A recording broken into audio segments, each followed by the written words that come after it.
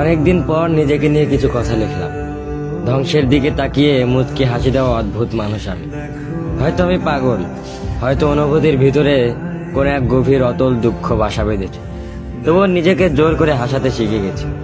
যেদিন ভেতরটা একবারে ভেঙে গিয়েছিল, সেদিনও বাইরে থেকে এক চিলতে হাসি মুখে নিয়ে সবার সামনে দাঁড়িয়েছিলাম। কষ্টগুলোকে আমি বন্ধু বানিয়েছি, একাকিত্বকে আপন করে নিয়েছি। মানুষ ভাবে আমি হয়তো সুখী, শক্ত, নির্লিপ্ত, কিন্তু তারা জানে না প্রতি রাত আমার এক একটা লড়াই। নিজেকে নিজেই বুঝিয়ে রাখি তুই ভালো আছিস, অথচ আমি জানি আমি ভালো নেই। ভেঙে যাচ্ছি প্রতিদিন একটু একটু করে, আর এই ধ্বংস হওয়াটাকে যেন ভালোবেসে ফেলেছি।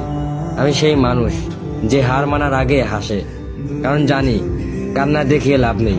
পৃথিবী শুধু শক্তদের মনে রাখে, দুর্বলদের নয়। তাই আমি অদ্ভুত, আমি অনুভূতির আগুনে পুড়ে যাওয়া নীরব যোদ্ধা। আমার জীবন কোনো সুখের গল্প নয়, এটা নিঃশব্দ বিপ্লব, যেখানে হাসির আড়ালে লুকানো থাকে হাজারো না বলা কথা, ভাঙা স্বপ্ন, হারিয়ে যাওয়া আমি।